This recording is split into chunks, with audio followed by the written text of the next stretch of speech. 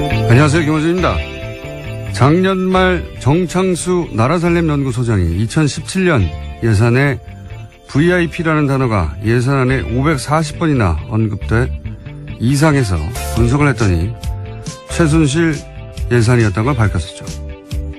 그리고 그런 예산들은 재하청의 재하청 혹은 위탁 사업 구조라 누가 그 세금을 최종적으로 가져가는지 알 수 없도록 했다는 특징 역시 발견했습니다. 그런 예산이 문체부 하나만 따져도 16개 사업 3,200억대. 이런 사업들의 법적 근거가 없자 예산을 먼저 배정하고 나중에 청부 입법을 했던 사실도 드러났었습니다. 그 모든 게 VIP, 대통령 관심사라는 이유 하나만으로 이루어졌습니다. 자유한국당이 여당 시절에. 현재 국회에서 심의되는 2018년 예산 중 야당에 의해 보류 안건으로 지목된 사업들의 70%가 문재인 정부의 국정과제들입니다. 교문이 보류 예산 중 80%가 대통령과제. 행안위는 8개 보류안 중에 8개 모두 소위 문재인표 예산. 현재 국회 보류안건 소위에서 합의가 안 된 사안 전체가 국정과제 예산들입니다. 박근혜 정부에서는 VIP 관심사라는 이유만으로 예산이 만들어졌다면 이번 정부에서는 문재인 공약이었다는 이유만으로 보류되는 중입니다. 현재 국회가 돌아가는 꼴이 그렇습니다. 김원준 생각이었습니다. 네. 김은지입니다. 네. 사실 지금 국회에서 가장 중요한 건 예산안 심사인데. 예, 그렇죠. 국정과제, 소위 이제 공약에 있었던 것들이요. 예. 그 예산은 일단 막는다. 이게 이제 야당의 심의 전략이에요. 아주 노골적이라 수치로도 확인이 됩니다. 예. 보류되는 건 뭐 다 족족이다. 국정과제. 근데 그 공약들은 대부분 야당도 걸었던 거예요. 예. 그러니까 내용이 중요한 게 아니라 예. 이번 정부가 내년에 쓸 돈을 없애버리겠다. 국정과제를. 이런 의도죠. 자, 첫 번째 뉴스는 뭡니까? 네, 이종명 전 국정원 3차장의 구속적부심 청구가 받아들여지지 않았습니다. 어제 법원은 기존 구속영장 발부에 따른 구속이 적법하다라고 기각 사유를 밝혔는데요. 이 전 차장은 원세훈 전 국정원장 등과 공모해서 국정원 외곽팀에 수백 회에 걸쳐서 예산 수십억 원을 지급한 혐의를 받고 있습니다. 이미 지난 18일에 구속이 된 바가 있는데요. 당시에 오민석 영장전담 부장판사 같은 경우에는 영장 발부 사유를 이렇게 설명했습니다. 범죄 혐의가 소명되고 증거인멸 염려가 있다면서 구속의 사유와 필요성이 인정된다라고 했습니다. 영어로 밸런싱. 네. 예. 예, 균형요. 예, 네. 균형 맞추기. 김관진, 인관빈, 석방은 법리를 따졌을 뿐이고, 예. 특혜가 아니었다. 라는 걸 입증하느라고, 이번에 세심하게 배려한 듯한 청와대 수석과 관련된 사건의 인사는 석방했죠. 반면에. 네, 전병헌 전 수석과 관련된 부분은요. 예, 석방이 됐고, 예, 이번에 국정원 3차장은 석방을 시키지 않았습니다. 네, 저는 그래서 이게, 균형 맞추기다. 저는 그렇게 해석을 합니다. 예. 그래서 전병헌 전 수석을 MB가 살렸다고 제가 한 적이 있지 않습니까? 예. 구속도장이 찍혔던 걸 화이트로 지웠다는 뉴스도 있었잖아요. 예. 근데 만약 다시 구속영장이 청구된다면 전 수석은 구속될 가능성이 높다 이렇게 전망하는 바고요. 예, 현재 검찰이 재청구 카드를 만지작거리고 있다라는 보도도 꽤 나왔습니다. 자, 요 사안 관련해서는 아직도 이제 기다리고 있는 구속영장, 예, 실질 심사가 또 있어서 월요일쯤에 종합적으로 저희가 영장 해설 판사와 함께 다뤄보도록 하겠습니다. 자, 다음 뉴스는요. 네, 어제 국방부 사이버 댓글조사 TF가 3차 중간조사 결과를 발표했는데요. 군 사이버사령부가 지난 2012년에 총선에 총력 대응한다는 내용의 문건을 공식적으로 확인했습니다. 그런데 이 문건에 결재를 한 사람은요. 김관진 당시 국방부 장관입니다. 너무 당연히 구속되어 있어야 할 사람인데, 예. 이런 문구가 계속 나오는데. 결재했는데, 분명히. 결재라는 건 지시했다는 거거든요. 근데 이제 본인이 지시한 게 아니라 봤다는 뜻이다. 그러니까 본인은 종북 대응을 하라고 지시했지 정치관여를 지시한 바가 없다라고 계속 주장을 하고 네. 있고 이에 대해서 신강렬 부장판사 같은 경우에는 다툼의 여지가 있다라는 취지의 다툼의 이야기를 여지가 어디 했습니다. 있습니까? 여기서 종북이라고 하는 게 정부에 반대하는 사람들인데 그래서 당시 야당 의원들 비난하는 댓글 단 거 아니에요? 예. 네, 어제 조사 결과 봐도요. 총선 직후의 보고 문건들을 보면 사이버사는 정권 심판과 여당 공격, 정권 교체를 위한 투표 참여 동료 등에 대해서 종북 활동으로 규정해서 대응했다라고 되어 이 있습니다. 야당은 그냥 종북이에요. 예. 정부를 비판하면 다 종북을 했는데 이게 무슨 다툼의 여지가 있습니까? 군이 대국민 여론전을 왜 합니까? 군이. 정치관여죠. 법으로 금지되어 있습니다. 그러니까 이제 보수는 계속 안보 하는데 국가 안보가 아니라 정권, 자신들의 안보, 자신들의 안위를 챙긴 거예요. 예, 그걸 다 종북이라는 단어로 묶어서 군이 정치 개입하게 했는데 문건도 나왔는데 결재도 했는데 지시도 했는데 구속이 안 되는 게 많이 되나요? 예. 네, 심지어 어제 발표에서는요. 2013년에 첫 조사했을 때 김관진 전 장관이 방해했던 내용까지도 나왔는데요. 관련해서 수사를 열심히 하려고 했던 헌병 수사관을 질책하고 수사팀에서 제외했다라는 내용도 있었습니다. 그러니까요. 예. 이게 이제 군이 정치에 개입하면 안 된다고 수사하려고 했더니 하지 말라고 한 거 같잖아요. 국방장관이. 김관진 국방장관 석방시킨 거는 두고두고 앞으로 거꾸로 발목을 잡을 거라고 저는 봅니다. 자, 다음 뉴스는요. 네, 관련해서 어제 SBS가 또 하나의 보도를 했는데요. 사이버사 댓글 공작에 대한 재조사가 본격화되면서 그 전에 김태효 전 청와대 대외전략기획관과 통화를 한 바가 있다라는 겁니다. 그 당시에 김태효 전 기획관 같은 경우에는 사이버사가 여론 조성을 위해서 댓글을 다는 것을 긍정적으로 평가한 이야기를 했다라고 하는데요. 지금 압수물 분석이 끝나는 대로 바로 김태효 전 비서관을 불러서 검찰이 조사할 계획입니다. 이게 청와대 김태효 비서관 당시에 대외전략기획관인가요? 예. 네, 대외전략기획관입니다. 예, 사이버 댓글을 긍정적이라고 독려했다는 거잖아요. 예. 자기 스스로 인정했다라고 어제 SBS가 보도한 건데요. 그러니까 군이 왜 정권 심판, 여당 공격, 투표 참여 독려 이걸 종북으로 규정하고 대국민 여론전을 하는 걸 독려합니까? 군은 이런 일을 하라고 있는 게 아니에요. 예, 군인이 이런 일을 했는데 그래서 본인 이 김태호 기획관은 뭐가 잘못됐냐 이거 아닙니까? 네. 종북 활동을 막았다는 거 아니에요. 그 종북이라는 건 그대로 나오잖아요. 정권 심판, 여당 공격, 투표 참여 독려. 이게 종북 활동이라 이게 뒤에 북한이 있다는 거 아닙니까? 사실상 인정한 것들인데요. 이것도 다시 구속영장 김관진 같은 사안으로 김관진 장관을 구속영장을 청구할 수는 없는 걸로 아는데 새로운 게 나오지 않는 두고 보겠습니다. 네, 저희도. 자, 다음 뉴스는요. 네, 원세훈 전 국정원장이 재임 시절에 멀쩡한 관사를 두고 서울 강남에 새 관사를 마련했다라는 보도도 나왔습니다.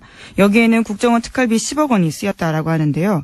원래 국정원 안가로 쓰이던 곳이었는데 2010년에 원세훈 전 원장이 관사로 개조하면서 이 비용을 국정원 특수활동비 그것도 해외 공작금에서 충당했다라고 합니다. 공작금. 예, 당시 고급 부자재를 쓰고 값비싼 직기를 들여놓은 것으로 알려졌는데요. 하지만 당시에도 이 사실이 언론에 공개된 바가 있습니다. 그러자 부랴부랴 철거를 했는데 심지어 그 철거 비용까지도 해외 공작금을 썼다라고 합니다. 본인이 한국 사람이 아니라고 생각했나 보죠. 해외 공작비를 갖다 쓴 거 보니까. 제가 이명박 정권 초기에 어떤 강연 자리에서 질문을 받은 적이 있어요. 이명박 정부를 어떻게 정의하느냐. 제가 그때 뭐라고 그랬냐면 이명박 정부는 국가를 수익 모드로 삼는다. 지금 되돌아봐도 명언이에요. 아, 본인이 한 말을 스스로 그렇게 말씀하시는 건가요? 이게 이제 좀 어려운 말로 이익의 사유와 손실의 사유와 이런 말이 있잖아요. 이제 공적이어야 하는 이익은 개인이 챙기고 과정의 손실은 다 공동체가 떠안는 사대강 같은 사업이 그런 거죠. 예. 공사비들은 대기업들이 나눠 먹고 커미션도 누가 챙겼겠죠. 거대하게 아주. 근데 이제 강 오염되고 죽고 하는 거는 국민들한테 떠넘겨져 있는 거 아닙니까? 근데 이명박 정부는 여기 더해서 그 비용의 세금화, 예. 그 범법의 합법화 이런 것까지 더해집니다. 왜냐하면은 자원회계 같은 사업을 보시면 다 합법의 틀을 쓰고 있어요. 절차적으로는. 절차적으로 합법의 틀을 쓰고 있고 또 그 돈은 다 세금으로 하는 거거든요. 자기 돈을 가지고 하는 게 아니에요. 다 세금으로 하고 합법의 틀을 쓰고 있는데 그 이익은 이제 누군가가 챙겨가고 피해는 국민이 안게 되는 자원광물공사 이명박 정부 때 말도 안 되는 이건 사기다 싶은 그런 투자로 결국은 자본 잠식을 해서 망하게 생겼어요. 우리나라 정도의 경제 규모, 우리나라 정도의 경제 형편에서 공사가 망한다는 건 상상할 수 없는 겁니다. 예. 나라가 뒷받침하는 공사가 지금 망하게 생겼는데 이 어려운 걸 이명박 정부에서 해낸 거예요. 그 어려운 걸요. 굉장히 어려운 일이거든요. 그 예하 측근들도 똑같은 루틴이에요. 대통령이 국가를 수익 모델을 삼았다면 이 핵심들은 공직을 수익 모델로 삼은 거랑 마찬가지예요. 원세훈 국정원장이라는 공직을 자기 수익 모델로 삼아서 해외 공작비를 빼돌려가지고 스탠퍼드에 돈을 보내고요. 예, 200만 불을 보내고 개인 거점 만들려고 했다는 거 아닙니까? 그리고 국정원이 소유한 건물, 거기 꼭대기층을 사적인 사교공간을 만들었다는 거잖아요. 예, 심지어 여기는 원세훈 전 원장의 부인이 사적으로 쓴 것으로 추정되고 있는데요. 여기서 사교 모임을 했던 것으로 알려져 있습니다. 매우 이명박적이에요, 이 사건은. 예, 매우 이명박적이다. 굉장히 어울립니다. 이런 사건 없었으면 섭섭할 뻔했어요. 예. 근데 이제 지금까지 밝혀진 것만 해도 제가 이런 이야기를 들은 건 몇 년 전이거든요. 예. 저 정도가 드는 것도 몇 년 전이기 때문에, 예. 본격적인 수사가 이루어지면 훨씬 더 많이 나올 거라고 봅니다. 그때는 이런 이야기를 해도 아무도 믿질 않았었는데. 예. 자, 다음 뉴스는요? 네, 관련한 보도가 계속해서 있는데요. 원세훈 전 원장 시절에 국정원이 위장 사업자 이름의 차명 계좌를 무더기로 운영했다라고 어제 JTBC가 보도했습니다. 이 차명 계좌는 민간인 댓글 부대 등을 수사하는 과정에서 나왔다라고 하는데요. 댓글 부대 운영비 52억 원의 흐름을 확인하는 과정에서 해당 계좌들이 무더기로 발견됐다라고 합니다. 이것도 재미있는 뉴스네요. 원래 이 가짜 회사, 위장 회사, 예. 이 정보기관들이 이런 가짜 회사들을 쓰죠. 특히 해외 공작 같은 거 할 때. 네, 그렇죠. 우리나라 사건 중에 가짜 회사가 등장했던 것 중에 하나가 해킹팀, 이탈리아 사찰 프로그램 해킹팀을 구매했던 회사. 예, 그 회사가 실체가 분명한 위장 회사다 이런 얘기가 있었고요. 네, 2015년 사건이었습니다. 근데 이제 보통 그 해외 공작 같은 거 할 때 겉으로는 정상적이지만 실제로는 공작 거점이 되는 그런 가짜 회사들, 프론트 컴퍼니라고 합니다, 이런 거. 프론트 컴퍼니. 근데 이걸 우리는 이제 댓글 공작 때 썼죠? 예. 댓글 공작 때 사무실로. 훌륭하지 않습니까?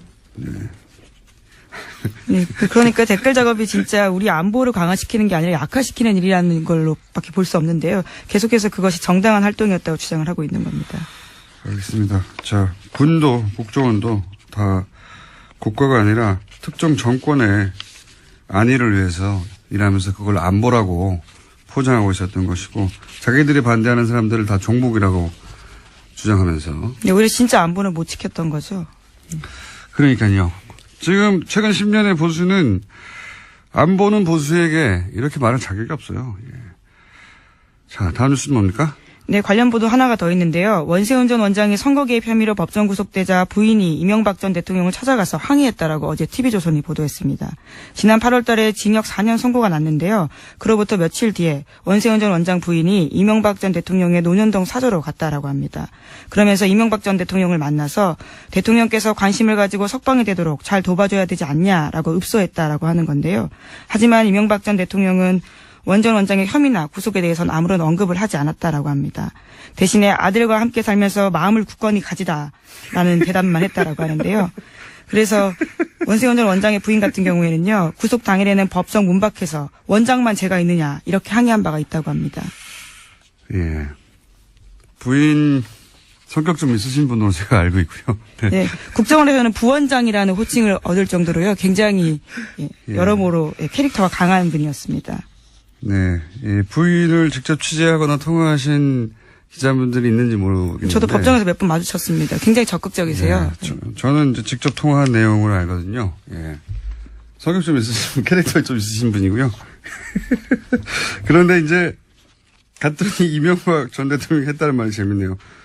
아들과 같이 살면서 마음을 굳건히 가지라고. 예. 네, 정작 중요한 부분에 대해서는 아무런 이야기를 하지 않아서 섭섭한 마음을 가질 수밖에 없었다라는 취지의 보도입니다. 이 멘트는 본인에게 고스란히 되돌아올 수도 있습니다. 네. 어떤 예언적 멘트라고 볼 수도 있는데, 어쨌든 원세훈 전 원장의 부인도 사실은, 예, 사법적 처벌을 받기 힘들지도 모릅니다. 네. 어쨌든 성격 좀 있으신 분인데 그 일화가 재밌는 일화가 보도됐네요. 네, 이 말도 굉장히 인상적입니다. 원장만 죄가 있느냐라고 이야기했다는 당연히 거죠. 아니겠죠. 당연히 아니겠죠. 자, 이런 일들이 있었다고 합니다. 다음 뉴스는요. 네, 김병찬 서울 용산경찰서장이 검찰 조사를 받고 있는데요. 받았습니다. 2012년 경찰의 국정원 댓글 사건 수사 정보를 국정원에 흘려줬다라는 혐의를 받고 있습니다. 이와 관련한 내용들이 좀 나왔는데요. 오늘 아침 경향신문 보도입니다. 당시에 서울 수사 2계장으로 일할 때 상황이 심각하다라면서 국정원 관계자에게 수사 정보를 알려주고 분석 범위도 줄여주겠다라면서 수사 축소를 시도한 정황이 있었다라는 겁니다. 김병찬 용산경찰서장을 지금 압수수색하고 수사하는 것은 결국은 김용판 전 서울청장을 타겟으로 한 것이죠. 무죄를 그때 당시에는 받았는데 그때는 조사 2계장이었거든요. 예, 조사 네, 2계장. 수사 2계장요. 예. 수사 2계장이었거든요. 그래서 실무 책임자로 이 사안을 덮는 데 역할을 했다라고 보고. 근데 이제 2012년 당시 2013년에 조사했죠. 최동욱 그리고 윤석열 팀이 이 수사를 할 때 그때 결국은 법정에 나와서는 이 김병찬 소장이 아무것도 안 알려줬다, 섭섭하다 이렇게 진술했는데. 네, 국정원 직원이 그렇게 진술했었습니다. 예, 그 연락 체계했던 국정원 직원이 이제 번복을 했죠. 예. 네, 굉장히 자세하게 진술했는데요. 당시에 자신과 20분 정도 통화하면서 상황이 심각하다, 뭐가 나왔다 이렇게 이야기를 했고, 그러자 걱정하지 마라, 우리가 다 알아서 조사 범위를 줄여주겠다 이렇게 이야기했다고 합니다. 그렇죠. 그래서 결국 어떻게 줄였냐면은 검색어를 줄입니다. 예, 검색어에서 걸릴 거 아닙니까? 근데 이제 정치 댓글들이요. 예, 그 검색어를 확 줄여가지고 아무것도 안 걸리게 만든 다음에 아무것도 안 나왔다고 바꾸죠. 예, 그런 일을 했다는 것이 당시에도 의심을 받았지만 국정원 당시 연락관 안모 씨가 그때는 부인했다가 이번에는 뒤집었어요, 이야기를. 그때 자세하게 알려줬다고. 예, 아이디도 나오고 뭐 잔뜩 나왔는데 축소해준다는 거죠. 예, 실제로 그래서 마지막 대선 토론회 마지막 날 대선 토론이 끝나자마자 경찰 아무것도 안 나왔다고 중앙발표를 네, 혐의 했죠. 없음. 네. 그 유명한 발표를 했었습니다. 그 사건을 다시 지금 뒤지고 있는 겁니다. 예, 하지만 김 서장은 여전히 자신의 혐의를 부인하고 있다고 하는데요. 검찰 조사에서는 5년 전 상황을 기억하라는 것은 무리다라고 이야기하고 있다고 본인이 합니다. 기억하지 않아도 돼요. 다른 분들은 기억하고 있기 때문에 본인은 어차피 부인할 거예요. 예. 자, 그래서 김용판 전 청장 그 이후로 이제 새누리당에 국회의원에 출마했었죠. 네, 하지만 경선에서 떨어져서요. 출마도 못했습니다. 경선에서 낙천하고 나서 부정선거라고 주장했었습니다. 네, 우리가 모른다고 해서 없는 것이 아니다라는 책을 예. 쓰신 분입니다. 부정선거를 주장하셨죠. 그때 낙천하고 본인이. 예. 지금 뭐 하시나 모르겠네요. 아마 뉴스에 나오실 것 같은데 곧 이어서 머지않아. 다음 뉴스는요. 네, 박근혜 전 대통령이 이재용 삼성전자 부회장을 위해서 갤럭시 휴대전화 관련된 규제도 직접 챙겼다라는 오마이뉴스 보도가 있습니다. 갤럭시 S5의 심박도 측정 센서, 갤럭시 노트4의 산소 포화도 측정 센서 관련 규제를 직접 챙겼다라는 증거를요, 박영수 특별검사팀이 확보했다라고 합니다. 아하, 이게 이제 의료기기인데, 그죠? 이런 건. 규제를 완화해준다라는 예, 건데요. 규제를 완화해주는 게 아니라 삼성한테만 해준 거죠, 그냥. 그러고 보면 별 청탁을 다 했어요. 네. 근데 그 중에서, 역외 조세 포탈 2조 5천억. 갑자기 국세청이 묻지도 따지도 않고 역외 탈세. 예, 신고하라고 예. 했었죠. 신고하면 봐준다는 기간을 갑자기 내걸고, 그때 2조 5천억 정도의 사실은 비자금, 예. 여기 탈세. 그 자체만 따져가지고도 많은 사람들이 감옥을 오래 갈 액수인데, 그걸 그때 받아준 적이 있잖아요. 국세청이. 이거 누가 시켰는지, 이게 갤럭시의 심박도 어플도 자잘한 것까지도 다 이렇게 청탁을 했는데, 그런 딜 중에 일부가 아니었을까 강력히 의심합니다. 이 수사 대상이라고 봅니다. 네. 액수도 큰 액수죠. 계속 잊지 않게 그 부분 같이 가져가야 된다고 보고요. 자, 시간이 거의 다 됐네요, 또. 자, 그럼 제목 정도 체크하고 넘어갈까요, 또? 네, 이영선 전 청와대 경호관의 2심 선고가 어제 있었는데요. 재판부는 1심에서 징역 1년 실형 선고를 받고 법정 구속됐던 이 전 경호관에게 징역 1년에 집행유예 2년을 선고했습니다. 그래서 어제 석방됐습니다. 이건 약간 멘트를 해야 되는 사건이에요. 인간적으로 이해가 가는데, 예. 인간적으로 이해가는 부분이 없지 않나. 저는 이 국정농단 사태, 대통령이 탄핵된 역사책에 두고두고 등장한 사건 아니겠습니까? 근데 그 중에 사실은 한가운데 있던 인물인데, 이제 한마디로 말해서 상관이 시켜서 어쩔 수 없을 것이다. 이렇게 하고 풀어준 거잖아요. 그렇죠. 궁극적인 책임은 대통령에게 있다. 이런 판단이 나왔습니다. 그럼 대통령 한 사람만 잡아가지고 이 많은 사람들이 재판을 받고 있습니까? 그러니까 그 논리가 자연인 대 자연인으로는 충분히 이해할 수 있는데 법원이 이런 중요한 역사적 사건에 대해서 남기는 판결로는 이 기록이 계속 남을 텐데 굉장히 아쉬운 게 2차 대전 때 나치 전범도 논리가 똑같았거든요. 다 상관 짓이다라고 했을 뿐이란 말이죠. 근데 그 사람들 다 오랫동안 감옥에 가거나 극형이 처해졌어요. 그때 독일 재판정이 뭐라고 그랬냐면 공직을 맡으려면 공직을 맡을 만한 판단할 수 있는 능력이 있어야 된다. 그런데 이게 명백히 잘못된 짓인데도 그냥 따랐다는 거는 그런 자질이 없다는 거를 보여주는 거다. 스스로 자질도 없는데 그런 자리를 맡았기 때문에 사회에 그 결과에 해악을 끼쳤으므로 처벌한다. 이 굉장히 그 서구 그 헌법적 기초를 만드는데 중요한 판결이었어요. 지시를 따랐다는 게 변명이 될 수 없다고 판결했거든요. 그것이 명백하게 위법이라면 이게 이미 70년 전에 이런 중요한 판결을 내렸는데 우리도 굉장히 중요한 사건인데 그 정도에 걸맞는 어떤 역사적인 판결이나 이게 뭐 6개월 더 감옥에 있다 없다가 중요한 게 아니라 판결문들이 그런 게 나왔으면 좋겠는데 아직은 그런 게 없습니다. 우리는. 예. 그냥 나치 논리예요. 기본적으로는 모든 전범 혹은 모든 그 종범들이 주장하는 난 시킨 데 따랐을 뿐이다. 이거를 법관이 다시 한번 반복하는 거잖아요. 예. GC에서 따랐을 뿐이니까 집행유예라고 하는 건데 굉장히 아쉽습니다. 저는. 트럼프 뉴스 없습니까? 네, 2개나 있습니다. 있어요? 네. 거기까지만 하고 끝내죠. 네. 또 이번에 북한 김정은 위원장을 향해서 병든 강아지라고 불러서요 논란이 있고요. 또 뿐만 아니라 이슬람 증오 메시지를 담긴 영국 극우정당의 동영상을 리트윗해서요. 또 영미 정치권에서 문매를 맞고 있습니다. 네.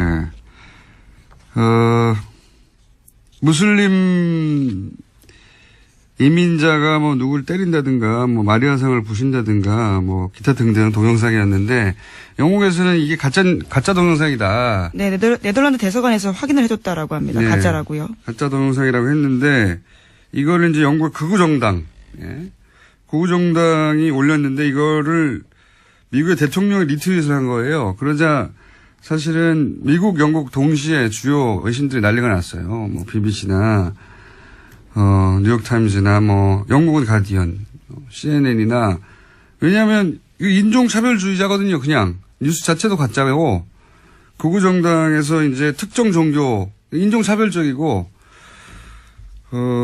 이런 걸 일국의 대통령이 리트윗한다는 게 있을 수가 없는데 누굴 때리고 떨어뜨리고 하는 장면 그 자체를 그리고 다 특정 종교고 최소한의 양식이나 최소한의 예의나 없어요. 그래서 영국 총리실에서 공식적으로 항의를 했다라고 합니다. 거짓말을 퍼뜨리고 긴장을 촉발해서 증오 연설을 해서 사회 분열시키려 했다라는 건데요.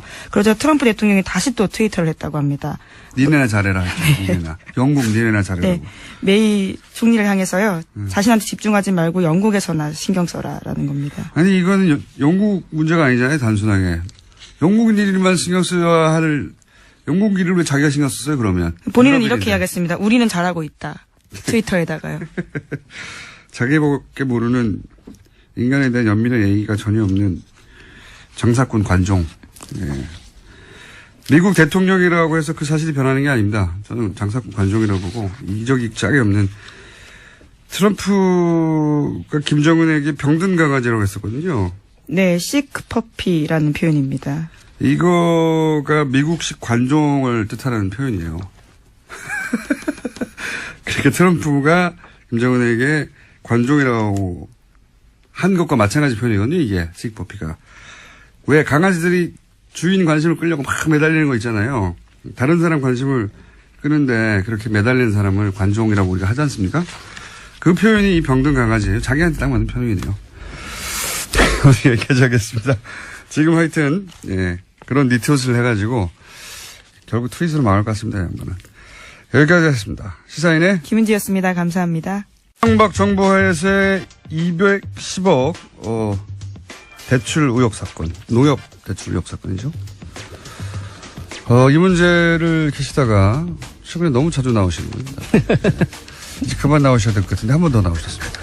한 번 나오신 이유는 국회 농해수위 소속이신데 이명박 정부 시절 벌어졌던 어마어마한 문제가 있는데 이 문제를 아무도 되짚고 있지 않다. 꼭 되짚어야 하겠다.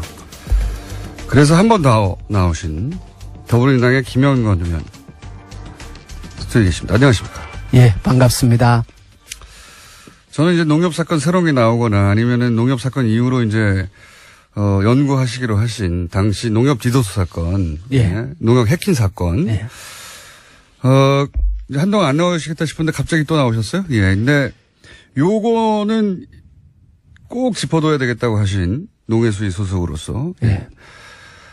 그게 이제 그 구제역, AI, 가축 전염병을 이명박 정부 때 어떻게 처리했고 그게 왜 문제였으며 그게 어떤 의도가 깔려 있는 그런 의혹이 있는가 이 얘기를 꼭 하고 싶다고. 예. 자, AI, 뭐 가축 전염병. 예. 일반인들은 잊을만 하면 한 번씩 거론되고 뭐 살처분되고 뭐 이런 얘기 나오지 않습니까? 예.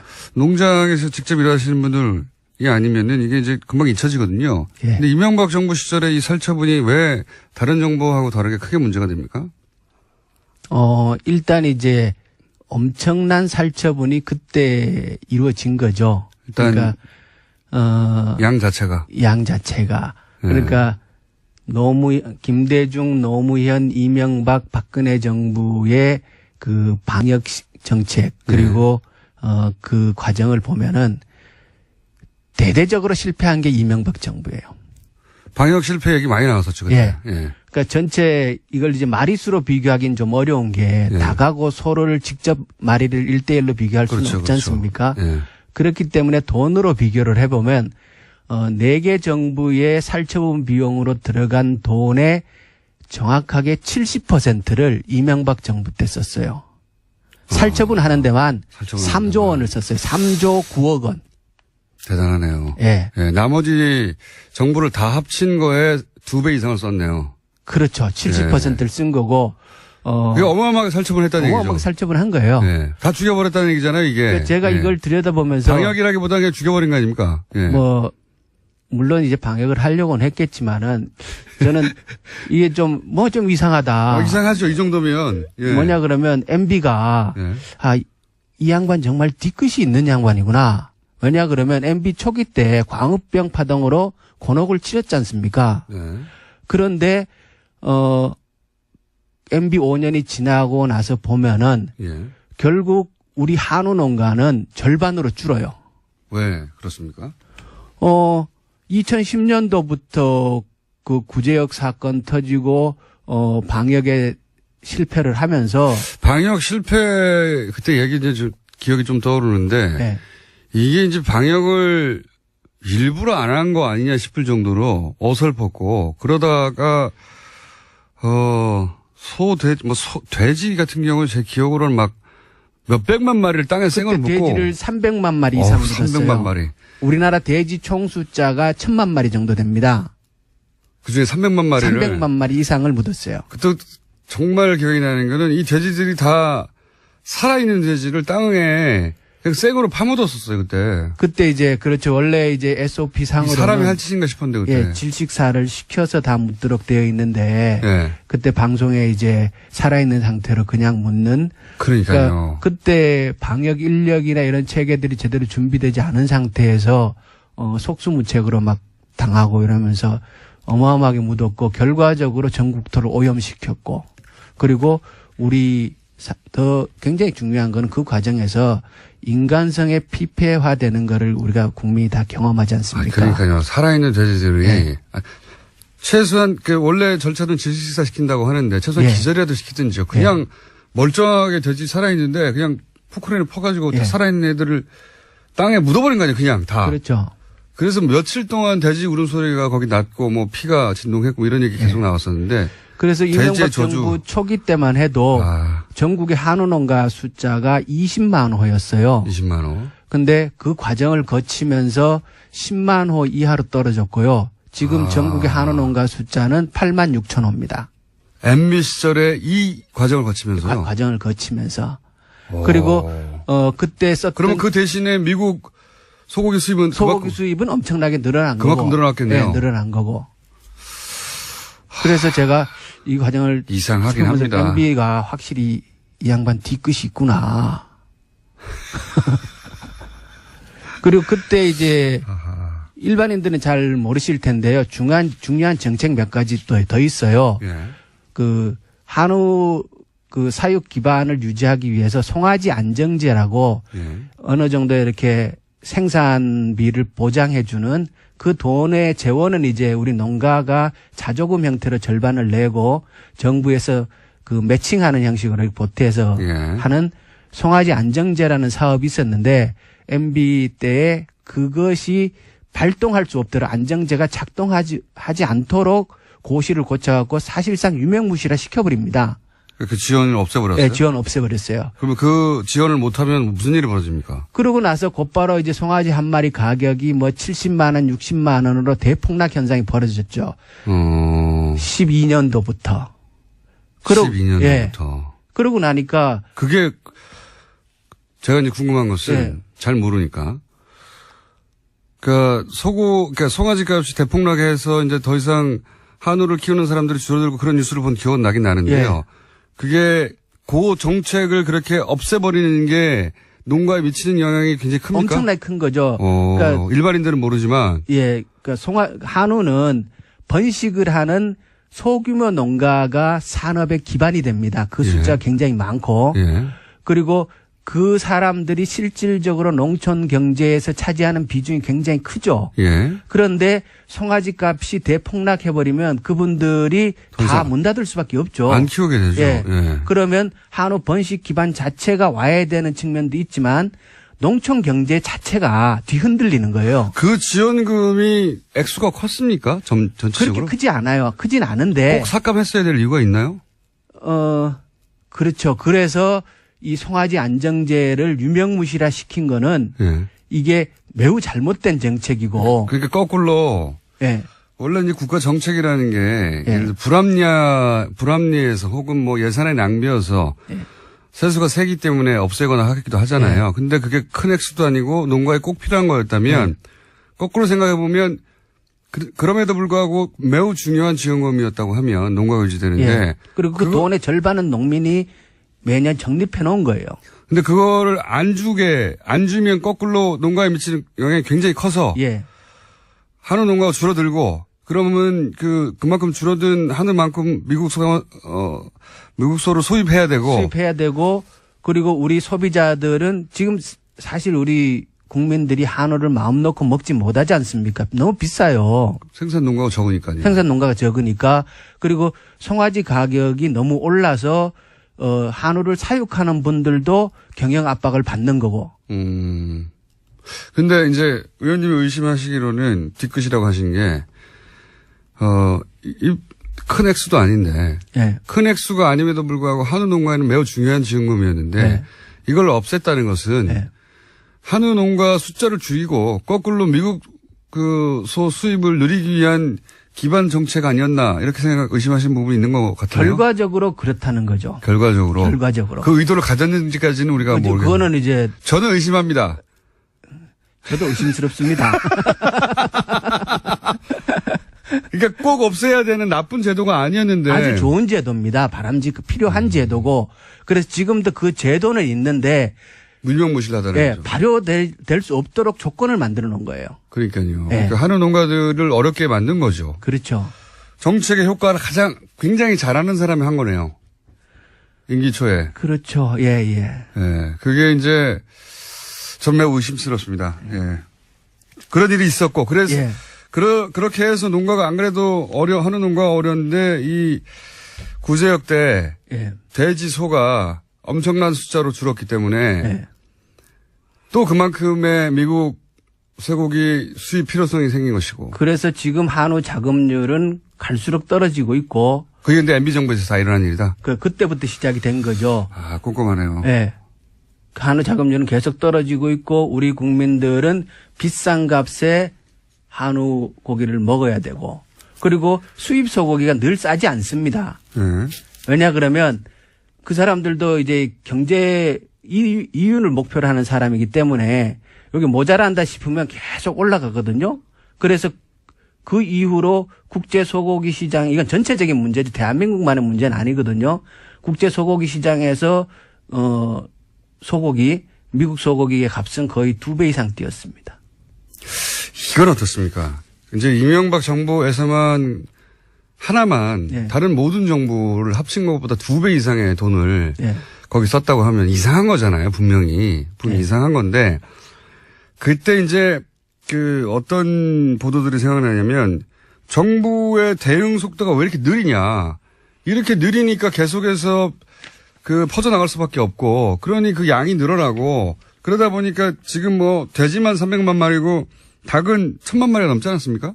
작년에 그 박근혜 정부에서 닭을 살처분한 숫자가 3천만 마리가 넘죠. 박근혜 정부도 네. 만만치 않네요. 3천만 마리. 전체 70%의 돈을 MB 정부에 썼고 나머지 18%의 돈을 박근혜 정부에 썼습니다. 그럼 90% 정도를 88%의 90%르네요. 예, 88%의 돈을 두 정부에 썼고 나머지 12%를 예, 노무현 정부는 5%, 김대중 정부는 7%를 썼어요. 야, 이거는 말이 안 됩니다. 그러니까 이게 특별한 이유가 있어야 됩니다. 이 우리 정도면. 국민들이 그러니까 이건 진짜 정부의 실력을 비교해 볼 만한 수 있는 자료가 되는 거예요.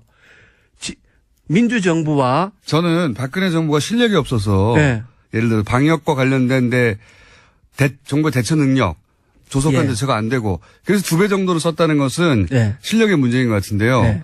5%하고 70%는 12배 아닙니까? 예. 이명박 정부는 이건 실력의 문제를 넘어서는 의도가 있는 거 아니냐 이렇게 생각이 들어요. 기본적으로. 일부러 이렇게 한 거 아닙니까 진짜? 의심은 스럽지만 결과도 또 그렇게 나오고 그렇지만 그렇게 단언하기는 좀 어렵고요. 그리고 의원님은 이제 단언하지 마시고 저는 네, 의혹을 네. 제기하겠습니다.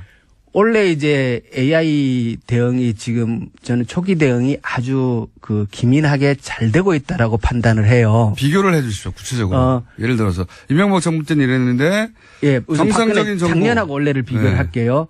그러니까 철새가 오는 걸 막을 수는 없으니까 네. 야생 분변에서 바이러스가 검출되는 거는 어쩔 수 없어요. 예.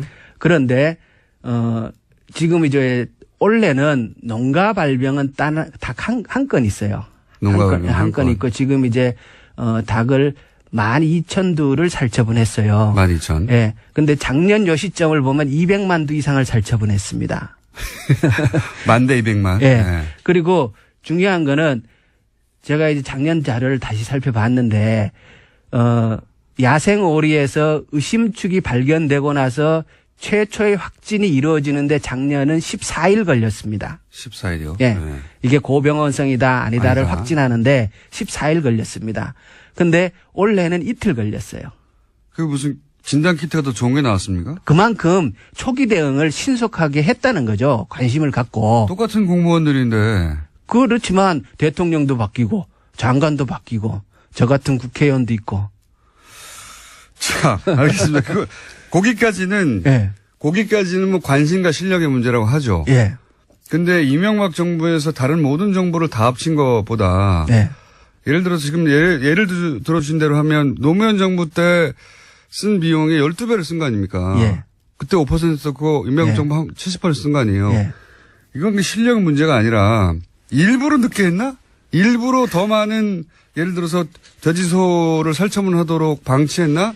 이런 생각을 자연스럽게 가지게 되는데 그런 의구심에 들어맞는 정황들은 없어요? 그거는 뭐 14배군요. 70%면 그거는 14배. 거기까지 아직은 더 뭐 MB 머릿속에 들어갔다 나오지 않는 이상. 예. 굉장히 이상한 일이네요, 진짜. 근데 그리고- 결과적으로는 그 덕분에 미국 쇠고기 수입이 더 늘어나게 됐고. 예. 엄청나게 늘어났죠. 엄청나게. 그만큼 예. 줄어든 만큼 늘어날 수밖에 없으니까요. 그렇죠. 그리고 한우는 가격이 올라갈 수밖에 없고. 한우 비싸고 소비자들은 불편하고. 만약에 이게 누군가의 구상이었다면 천재적인 구상이네요. 결과적으로는. 그렇죠. 이게 국민들한테 엄청난 손해를 끼치는. 그렇죠. 누구 특정인들에게는 큰 이익이 됐겠죠. 예. 이명박 정부 때는 그러면 대부분 살처분을 해결한 겁니까? 초기 대응이 아니라? 그렇죠. 살처분을 했는데 그때 이제 진짜 우왕좌왕했었고요.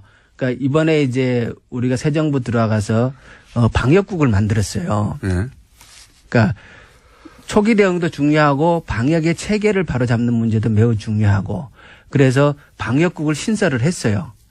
그래서 전국에 가축 방역관을 시군 단위로 다 새로 뽑고 그래서 이번에 이제 한 농가가 발병되는 과정도 보면은 옛날처럼 이제 막 죽어나가고 이래서 확진이 되는 게 아니고 오리를 출하하기 전에 가축 방역관이 농장에 들어가서 검사를 먼저 하고 그리고 출하를 승인하는 제도를 만들어 놓은 거예요.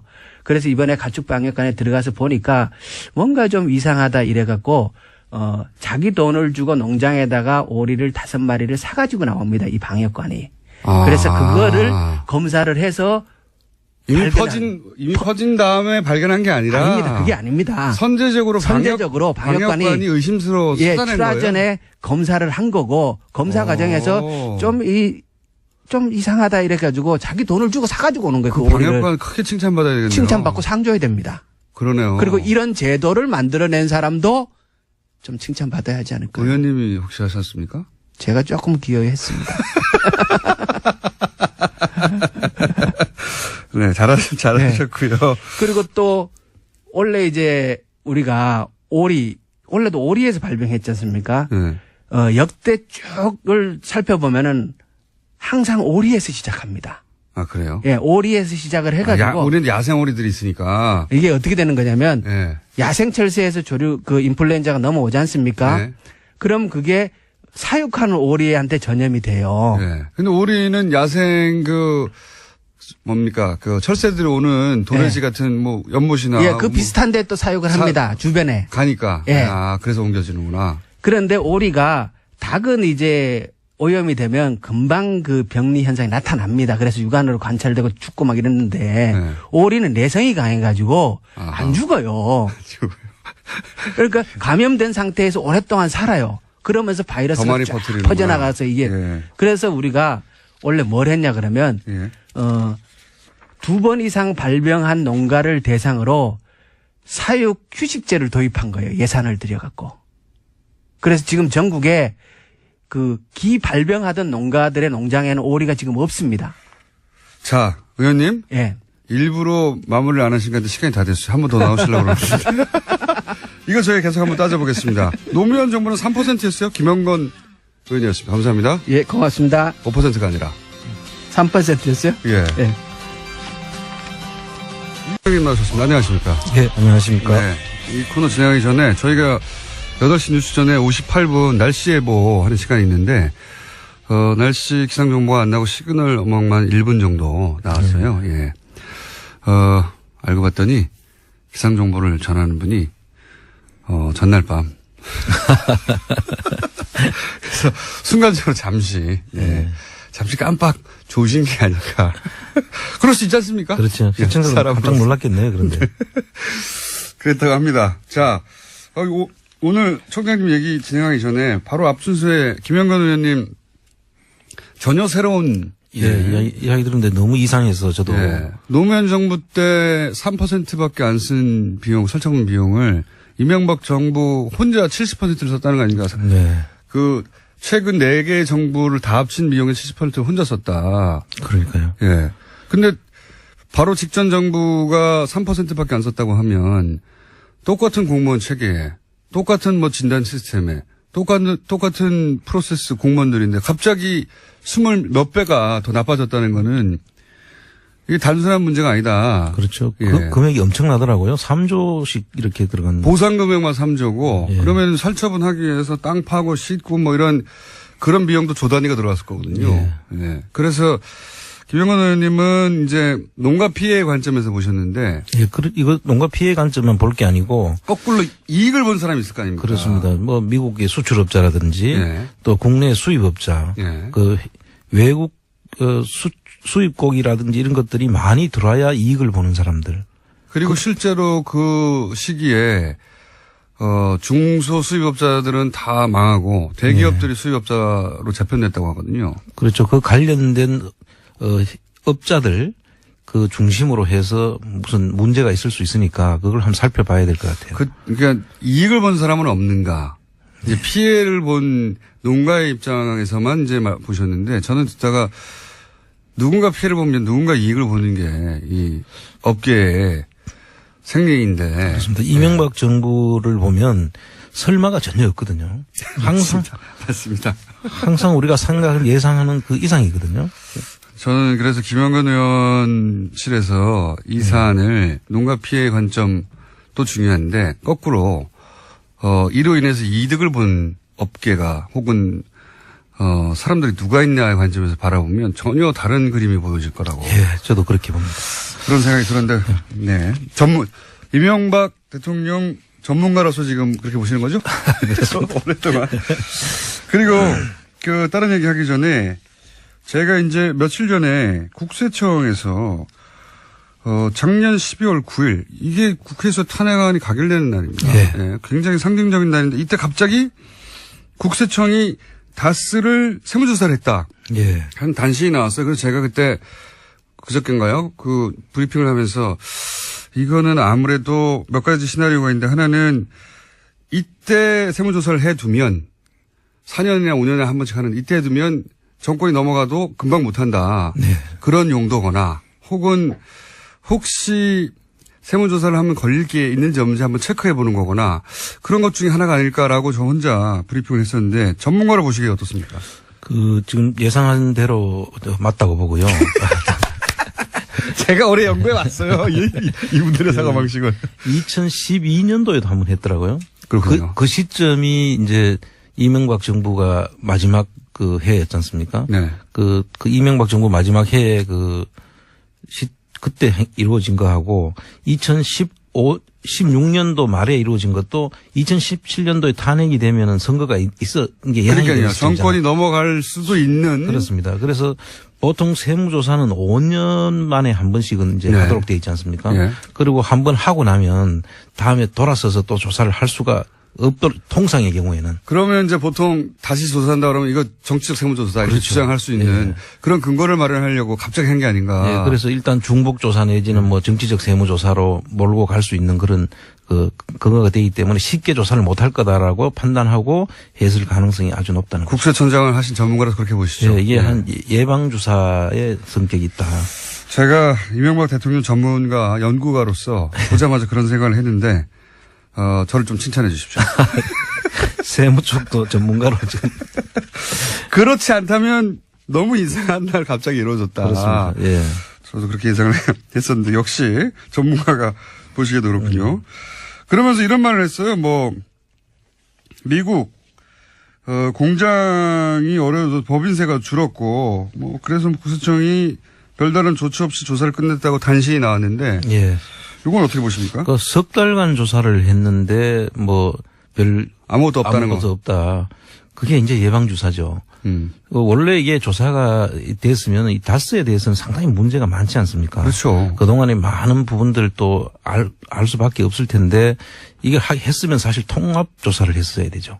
그건 어떤 의미입니까? 통합조사라는 것은 이 다스 안에 그 김재정 씨 상속세도 문제가 있었지 않습니까? 예. 상속세도 지금 상속세 조사를 제대로 안 한 정황이 너무나 많이 드러나거든요. 아하, 상속세 조사. 예. 그리고 그 전에 또 다스의 비자금이 또 있다는 이야기도 이미 있었지 않습니까? 예. 그 특검 때 그런 이야기도 있었고. 그리고 이상한 자금 흐름이 또 있었지 않습니까? SB 글로벌 로직스에서 다스로 들어간 돈이 1,485억이 이상하다는 그런 내용도 있었고, 이런 내용들을 제대로 된 그 조사가 이루어졌다면 이 외에도 많은 내용들이 있지만 그런 부분들은 반드시 통합조사를 통해서야만 알 수 있는 내용이거든요. 여기는 법인세가 그때 이미 줄었기 때문에 법인세만 조사를 한 걸로 지금 보이는데 그렇게 해서는 찾을 수가 없죠. 할 짓을 안 했군요. 그렇습니다. 예. 국세청이. 만약에 제대로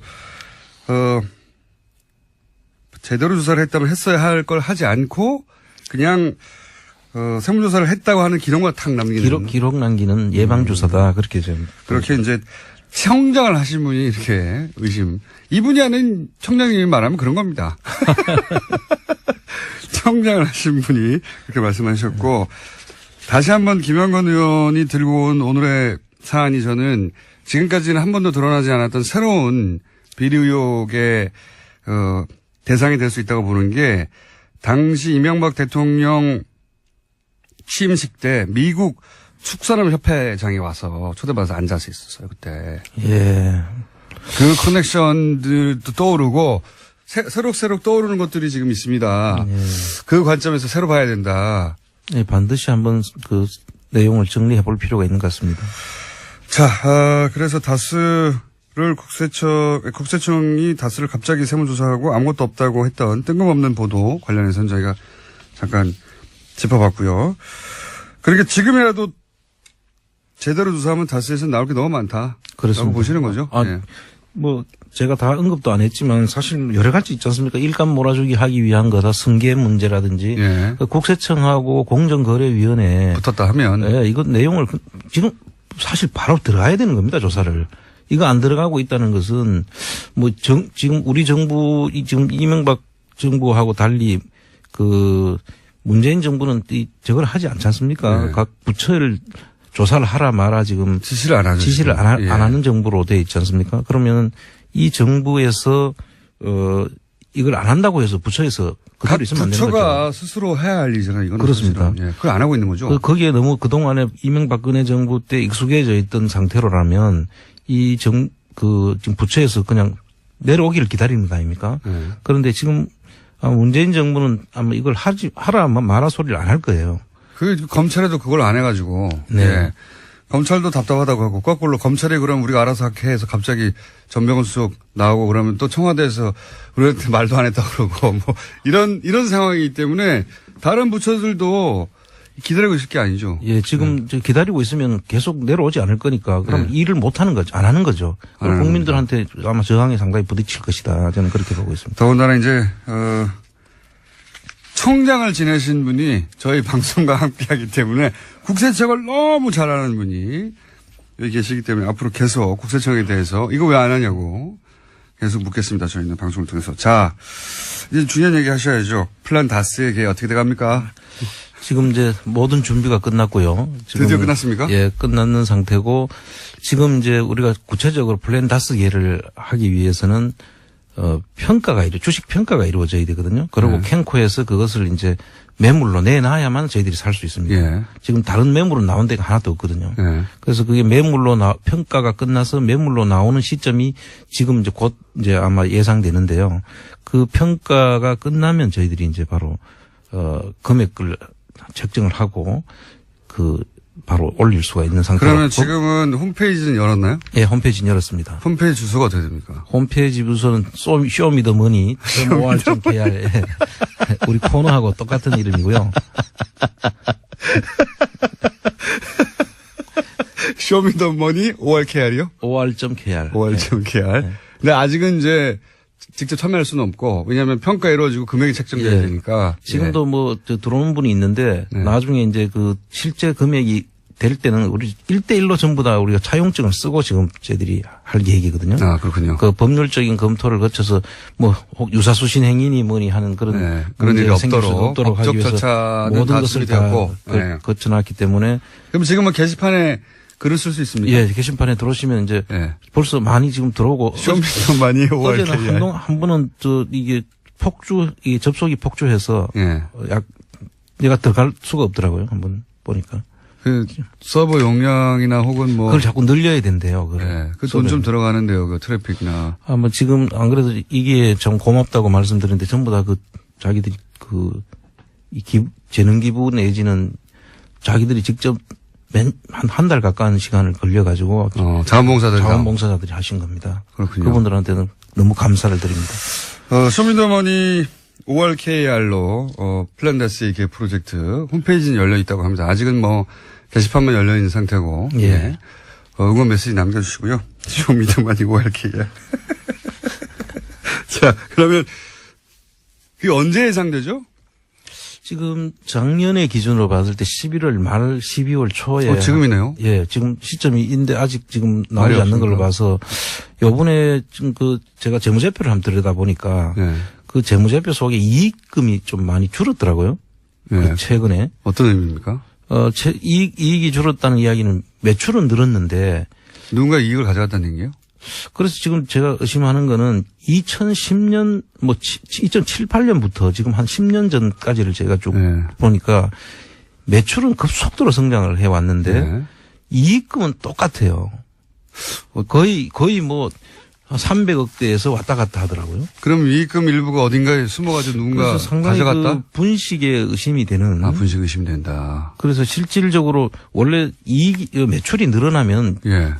뭐 똑같지는 않지만 비슷한 비율로 사실은 당연하죠. 이익도 늘어나야 되는 게 예. 정상 아니겠습니까? 그런데 보니까 매출은 급속도로 늘어났는데 이익은 예전이나 지금이나 거의 비슷해요. 300억대를 왔다 갔다 하는데 그 뭐 결손은 한 번도 없었지만 계속 이익금이 계속 그 수준밖에 유지를 안 하고 있는 거죠.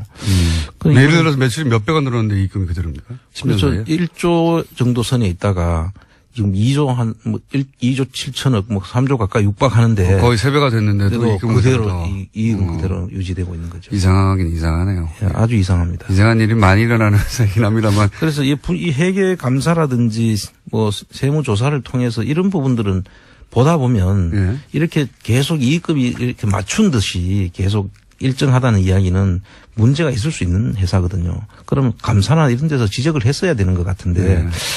아무도 제대로 본 것이 아닌가. 근데 이것만 봐도 분식 회계 의심을 하실 수 있는 정도입니다. 그렇습니다. 총장님이시니까. 그러면 만약에 이제 곧 있을 것 같은데 머지않아 플란다스에게 이 다스 주식 3% 매입 프로젝트. 예. 만약에 3%를 매입한다면 현행 법률이 보장하고 있는 권리 혹은 법률이 보장하고 있는 할 수 있는 일들이 뭐가 있습니까? 제가 간단하게 한번 정리를 해봤었습니다. 네. 첫째는 그 임시주주총회를 우리가 정부를 할 수 있어요. 임시주주총회. 근데 임시주주총회를 하는 의미는 주주총회를 했을 때도 우리가 3% 주식 가지고 실질적인 권리 행사를 하기가 힘들지 않습니까? 네. 그런데 이게 아주 묘수가 하나 있습니다. 묘수가 뭐냐면 이게 만약에 이명박 씨 개인 재산인데 이거를 다른 사람 명의로 이렇게 차명으로 네. 주식을 해놨다고 하면 만약에. 차명 주식에 대해서는 의결권이 제한되게 돼 있어요.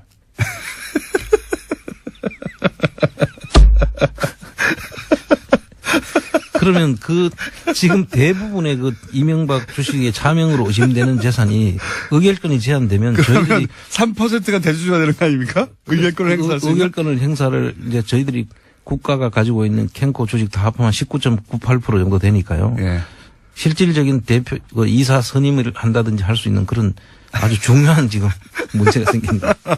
3%가 아니군요. 그렇게 되면. 그렇습니다. 만약에 이명박 전 대통령의 차명으로 다른 주식이 있는 거라면 그건 제한이 되기 때문에 예. 그러면 3%가 아니라 몇십 프로의 효과를 그렇습니다. 내겠군요. 이거는 주식을 이제 저희들이 큰일 났는데요. 이명박 대통령 주주가 되면 예. 바로 이 부분을 검토를 해서 뭐 할 수 있는 일들이 많다고 봅니다. 아니 얼마나 철컹할까요?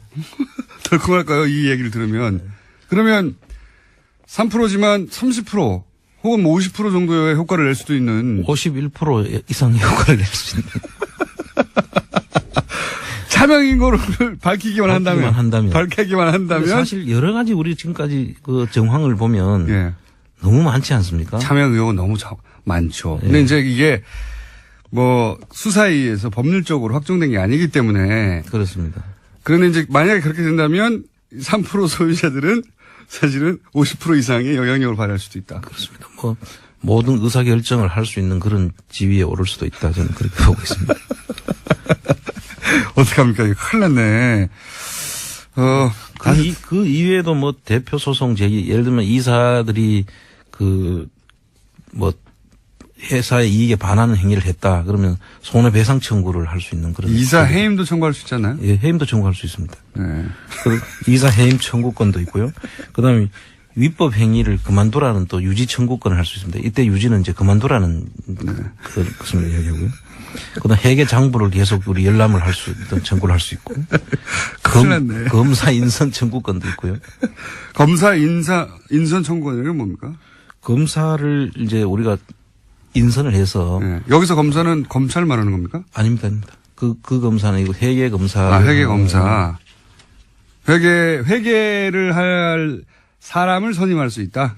예. 그 법원에 이제 검사인을 선임해서. 예. 뭐 예를 들어 회계법인 누구를 선임해서 법원에 이제 검사인을 선정해달라고 해서 네. 회사를 이제 조사를 실시할 수 있는 그런. 회계 감사를 할 수 있는 네, 거군요. 네. 한마디로 말해서. 네.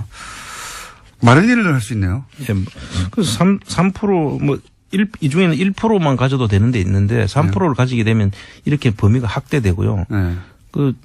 일단 많은 것들을 저희들이 직접 요구도 하고. 쇼미더머니 홈페이지 방금 다운됐답니다.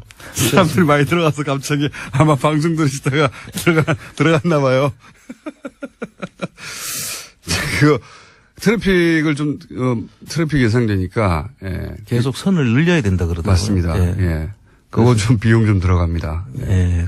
그 전에 혹시 기부받는 방법도 있나요? 하다못해 서버 비용이라도 받는? 예, 홈페이지를 통해서 이제 회원 가입을 하면 회비 이런 거 하고, 네. 그다음 또 저희들이 후원을 받으면 지금 아직 임의단체이기 때문에 네. 신고를 하고 이제 후원을 받을 겁니다. 아, 그렇군요. 예. 아, 지금은 방법이 없군요. 예, 그렇습니다. 3%로 3%가 3%에 불과한 게 아니라 3%만으로도 법적으로 보장된 권한이 있지만 이제 이게 차명 주식이라는 게 밝혀지면 예. 그게 삼성생명의 그 이건희 그 차명 주식도 의결권 제한 규정 때문에 문제가 되는 거하고 똑같은 거죠. 차명이 밝혀지면 이제 회사의 의결권을 행사하지 못한다는 것은 회사 주인이 아니라는 뜻이죠. 그렇습니다. 그러면 3%가 주인이 될 수도 있습니다. 그렇습니다. 이게 생각보다 큰일이네요. 그렇게 큰 회사를 3%를 모아가지고 사실상 좌지우지할 수도 있는 큰일 났습니다. 이 뉴스를 만약에 실소유주들이 들으면 큰일 났다고 생각할 것 같아요. 그래서 얼마나 미울까요? 한 가지 플라나스의 계는 홈페이지 연결돼 있다는 거 말씀드리고 근데 지금 사람들이 많이 접속해가지고 계속 뭐랄까 이건 디도스 상태죠. 네. 많은 분이 접속해가지고 예. 합법적인 디도스 상태고요. 좀 기다렸다 하십시오. 제가 한 가지 더 보고 싶은 건, 2조 5천억 정도, 예. 역의 탈세를 2015년에 갑자기 봐줘가지고, 예. 합법화하도록 도와줬다는 거 아닙니까? 예. 그래서 거기에 세금도 안 물리고, 법적 처벌도 하지 않고, 예. 이런 전례가 있습니까? 전례가 전혀 없었죠. 전번에 제가 그 부분에 대해서는. 네, 짧게 말씀하셨는데, 그때는 5천억 정도였는데, 이번에 2조 5천억이라는 게. 그 2조 5천억 속에 5천억을 그때 의심했던 거고요. 네. 그 당시에 그 내용을 보면 최경환 전 장관하고 네. 그 법무부 장관 두 사람 이름으로 이제 그거를 이야기를 했더라고요. 예. 그런데 뜬금없이 갑자기 그렇게 하는 것은 있을 수 없는 거죠. 액수도 어마어마하지만, 예. 액수도, 2조 단위, 사실은 이거 비자금을 합법화시켜준 거잖아요. 그렇게 봐요. 해외에 빼돌렸던 비자금을 예. 그냥 정상적인 돈으로 만들어준 거 아닙니까? 예. 그렇게 함으로 해서 그동안에 있었던 그 돈이 나가는 과정도 있지 않겠습니까? 예. 돈이 나갈 때는 회사 돈을 횡령했을 수도 있고 그렇죠. 해외에서 또 신고해야 될 소득이 있었는데 그걸 신고 안 하고 거기에 묻어뒀을 수도 있고 네. 또 해외 간의 거래에서 뭐 예를 들면 무기 거래 같은 경우에 받아가지고 국내에 안 들어오고 커미션으로. 외국에서 네. 그냥 남아 있는 경우도 있을 수 있고 뭐 이런 것들은 그 원인을 따져가지고 사실 형사처벌이 돼야 될 사항들이죠. 형사처벌되면 많은 사람이 엄청나게 긴 기간 갈 수 있는 액수죠 이게. 그렇죠. 엄청난 게 큰 문제죠. 그런데 그거를 그 또 특정한 기간을 왜 그 기간으로 했는지도 한번 봐야 될 부분이고. 그때가 이제 사실은 박근혜 대통령하고 이재용 예. 부회장하고 딜이 왔다 갔다 하는 그런 시점들 아닙니까 사실은 그때가. 그렇습니다. 예. 그래서 이 정도 이런 일은 없었고 그리고 이로 인해서 입을 수 있는 티켓 어마어마한데 예. 이게 그냥 국회의장 혼자서 결정할 수 있는 일은 절대 아니지 않습니까? 예. 부총리가 발표를 했더라고요. 네. 그 기간을 열어가지고. 네. 그래서 국세청의 입장에서 보면 그런 부분들은 사실 국민들이 알 수 있도록 해야 되는 거죠. 이런 걸 왜 했는지도 예. 알아야 되고. 왜 그렇게 하게 됐는지 국민들이 납득이 가는 네. 그런 조치를 할 때는 알려주고 해야 되는 거죠. 그때 그래서 삼성이 2조 5천억의 금액이 이렇게 해서 합법화됐다는 얘기 안 했어요. 아무도. 몰랐죠. 몰랐죠. 나중에 정권이 교체되고 밝혀지는 겁니다. 지금. 그렇습니다. 예. 이거 매우 의심스러우시죠? 매우 의심스럽죠. 매우 이거는 왜 그 시기에 하필 그렇게 했으면 IMF 때 그 은행들끼리 그 채권을 확보하기 위해서 서로 협의하는 상황에서는 이런 초법적인 조치를 한 경우가 있었습니다. 특수한 경우에. 그런데 그런 상황이 아닌 상태에서 이렇게 초법적인 조치를 하는 것은 이해하기 힘든 부분이죠. 만약에 여기 정상적으로 추징을 한다면 얼마나 추징할 수 있는 겁니까? 아니 이제 범죄 수익 같으면 다 몰수를 해야죠. 몰수군요. 이게 범죄 수익인지 아닌지를 이제 먼저 봐야 되고요. 그런데 그 세금만 받고 말았다는 거 아닙니까? 그렇죠. 예. 그것도 그냥 정상적인 돈일 경우로 상정하고 세금만 받고 말았다는 건데. 그렇습니다. 정상적인 거를 왜 이렇게 들여왔겠어요? 그렇죠. 정상적이라면 다 그냥 들어왔겠죠. 그렇습니다. 예. 정상적으로 처리할 수 없었으니까 요 기회를 일부러 열어서 이 돈이 들어온 것이고 그럼 몰수군요, 몰수. 예. 예. 그게 범죄 수익이라면 다 몰수를 해야죠. 범죄 수익으로 확정된다면. 알겠습니다. 자, 플란다스의 개 드디어 홈페이지는 열렸고요. 3%는 생각보다 훨씬 막강한 힘을 발휘할 수 있는데 법적으로도 만약에 차명 주식이라는 게 밝혀지면 나머지 의결권이 다 제한되기 때문에 3%가 50% 이상의 힘을 발휘할 수 있게 된다 하는 새로운 소식도 알려드리고 지금 현재는 접속자가 많아서 예. 그러면 경영권은 어떻게 됩니까? 경영권도 이사들 해임할 수 있는 건 아니니까요. 3%가 차명 주식으로 밝혀지면 참 밝혀지면 경영권 행사를 실질적으로 할 수 있는 그런 게 아까 51% 효과가 있다는 게 그런 겁니다. 네. 참 좋아요. 이거 큰일 났는데 3%로 경영진을 교체할 수도 있겠군요. 이제 그 사이에 이제 차명 주식을 저희들이 밝혀야죠. 네. 청장님? 예. 저 뭐 하나 시켜주세요, 그럼. 부회장이나 그런 거 좀 시켜주세요. 자, 홈페이지 열렸습니다. 네. 아직 받고 있지는 않습니다만 열렸습니다. 너무 접속자가 많아서, 예. 오늘 저녁에나 한번 다시 해보시고, 지금은 폭주하고 있어서 안 열리 나옵니다. 오늘 여기까지 하겠습니다. 안원구 전 대구지방국세청장이자 플란다스의 개주였습니다. 감사합니다. 예, 감사합니다. 쇼미더머니.or.kr 플랜다스에게 홈페이지 트래픽 초과로 접속이 안 된다는 문자가 폭주하고 있습니다. 어떡하겠어요? 네. 너무 많은 분들이 한꺼번에 갔는데 네. 오늘 나눠서 들어가 보시고요. 관련 문자 굉장히 많이 왔습니다. 개 들라고 보험 깼어요. 빨리 해주세요. 이런 분도 있고 예. 미리 돈을 예치하면 안 되나요? 예. 현기증 난단 말이야. 농협에서 대출 받아서 개하려고 생각 중입니다. 그리고 3%로 불과 3%로도 만약에 기존 주주들이 차명주주라는 게 밝혀지면, 그 권한이 제한돼서 3%로도 실질적인 경영권을 행사할 수 있다는 이야기가 나가자마자, 예, 지금 청취자들의 청탁 문자가 폭주 중입니다. 예, 이사를 달라, 저희 PD는. 작가는 부장을 요구하고 있습니다. 작가 아버님이 전화 와서, 야, 거기 경비 자리 없나 좀 물어봐라라고.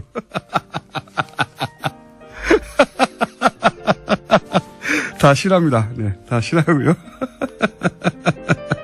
현재 네이버 실감이니까 쇼미더만입니다. 아마도 그 케이블에서 하는 프로그램이 갑자기 떴나 생각하실 것 같아요. 예. 그게 아니고 쇼미더머니는 네, 플라네다스 이렇게 홈페이지 떴다는 거. 많은 분들이 기다려 계시군요. 그 뜬 거 보니까.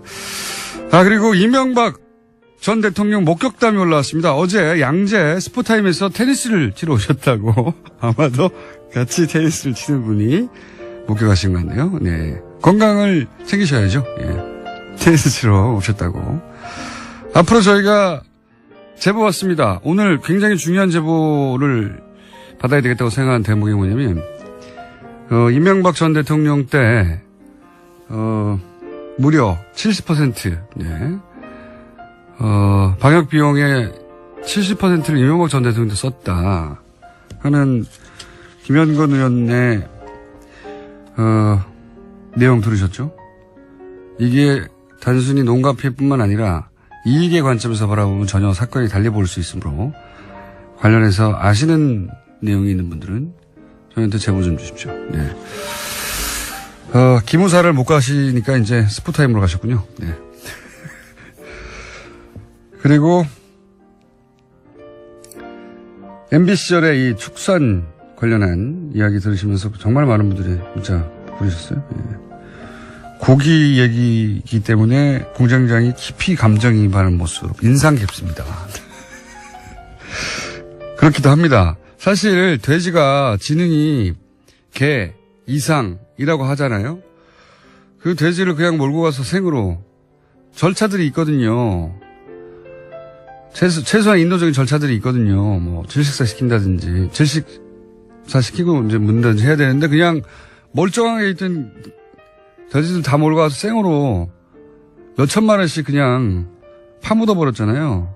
야, 그 자체도 정말 사람이 할 짓이 아닌데, 예.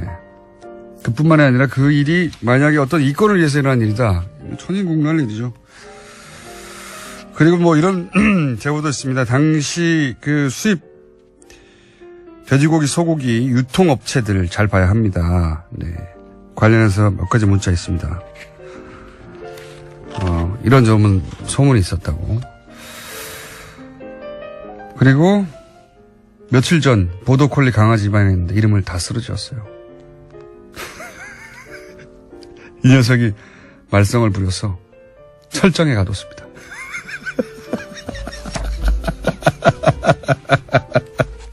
오늘 여기까지 하겠습니다. 자, 효준 황교익 선생 오늘은 전화 연결입니다. 아니 오늘 어디 가셨길래 전화한가? 네, 안녕하세요. 황교익입니다. 지역에 있습니다. 오늘도 이제 다른 방송 때문에 가신 거죠? 뭐 다른 일 때문에 지금 그렇습니다. 무슨 저기 뭡니까 예. 알쓸 신잡2 이런 거 가신 거 아니에요? 그거는 아니고요. 예. 알쓸 신잡은 요즘 그 서울 편을 찍고 있어요. 그래서 서울에서 왔다 갔다 합니다. 다른 프로그램입니까? 예, 그렇습니다. 자, 어쨌든 예. 굉장히 많은 명칭 후보들이 이번 주에도 왔어요. 예, 맞장구도 왔고. 예. 예. 맞장구요? 예, 맞장구. 맛가이버도 괜찮고, 뭐, 맛자르트도 괜찮았는데. 뉴스공장 청취자 여러분들 수준 좀 올려주세요. 효준 괜찮습니까? 앞으로 저는 다른 거 나오기 전까지는 효준 황교익 선생으로. 자. 허준 선생님을 욕보이는 거죠. 그냥 묻어 가십시오. 아닙니다. 저는 예. 허준 선생님, 발뒤꿈치만도 못하는 사람. 그럼 회장금 할까요, 회장금? 네. 자, 현상금으로 일단 어쨌든, 하기로 그럼요. 네, 예. 네. 자, 오늘 주제는 굴이라고 이제 하셨던데. 네, 굴. 왜 굴입니까? 지금 이제 굴철이 본격적으로 시작됐습니다. 그래서 제 상에도 뭐 굴이 거의 매일 올라오다시피 하는데, 예. 굴이 뭐 어떤 음식인지는 대충 아시죠? 이거 뭐 카사노바가 즐겨 먹었다 그래가지고 남자한테 좋다. 그렇게 이야기들을 많이 해요. 서양에서는 굉장히 그래서 비싼 음식입니다, 사실. 그렇습니다. 예. 서양에서는 굉장히 비싸요. 예. 뭐 서양만이 아니라 그 바로 옆에 있는 일본만 하더라도 굴은 굉장히 비싸거든요. 그래서 우리 보통 각굴이라고 하는 건 그 껍데기가 붙어 있는 상태에 있는 그 굴 하나 정도의 가격이 식당에서 보통 한 5,000원 정도? 예. 그 정도 가격을 해요. 우리는 한 5,000원 그러면 하나에 한 1,000원꼴 정도 되나? 우리는 이렇게 쌓아놓고 먹잖아요. 그렇죠. 예. 이런 풍경은 전 세계 어디에도 볼 수가 없습니다. 보통 우리나라에서만 볼 수 있어요. 굴 몇 점 올려놓고 이렇게 그렇죠. 몇 점 가지고 이제 뭐 향기도 보고 뭐 이렇게 무슨 네.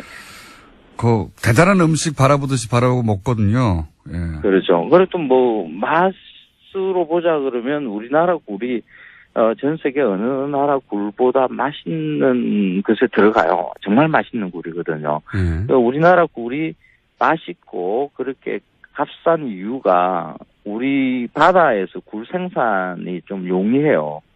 일단 굴은 유기물이 많은 그런 바닷물에서 잘 자라거든요. 예. 바닥이 진흙 상태에 있는 개흙이 잘 발달되어 있는 지역, 우리나라 서해안 지역이 딱 그렇거든요. 그래서 서해안 지역의 굴이 뭐 온통 그냥 굴밭이라는 것이 따로 구역이 있는 게 아니라 거의 모든 게 다 그냥 굴이에요. 모든 바다에 굴이 쫙 덮여 있죠. 그런 것을 가지고 우리는 자연산 굴 뭐 이렇게 이야기를 합니다. 남해안 쪽에도 굴이 잔뜩 이렇게 바위에 다 붙어 있는데 예. 그 남해안 쪽에서는 자연산보다는 그 양식굴이라고 해서 그 양식들을 많이 해요. 근데 그 자연산과 양식을 두 개를 시장에 가보면 가격 차를 좀 심하게 두고 이렇게 판매를 하거든요. 예. 이게 그래서 양식굴은 맛이 좀 떨어지고 자연산 굴은 뭐 맛있고 하는 이런 생각들이 붙어 있습니다. 근데 그렇지는 않아요. 양식이라 하더라도 이제 보통 이제 양식이라 그러면 거기에다가 뭐 사료를 주고 뭐 농약도 치고 뭐 그런 것이다라고들 보통 생각들을 하세요. 그런데 굴 같은 경우에는 양식이라는 게 뭐 따로 이렇게 사료 주는 것도 없고요. 예. 뭐 거기에다가 뭐 병충해를 예방하기 위해서 뭘 뿌린다든가 뭐 이런 것도 없고요. 그러면 차이는 뭡니까? 없습니다. 단지 굴이 자랄 수 있는 환경을 예. 구성하는 거죠. 예. 그래서 굴이 맛이나 영양의 차이가 전혀 없어요? 전혀 없죠. 그냥 그렇군요. 굴이 붙을 수 있는 돌을 예. 집어넣으면 그걸 투석식 양식이라 그러고요. 그러니까 예. 돌멩이 그냥 집어넣은 것, 그 정도인 거죠. 서양에서는 양식이 이렇게 안 이루어집니까?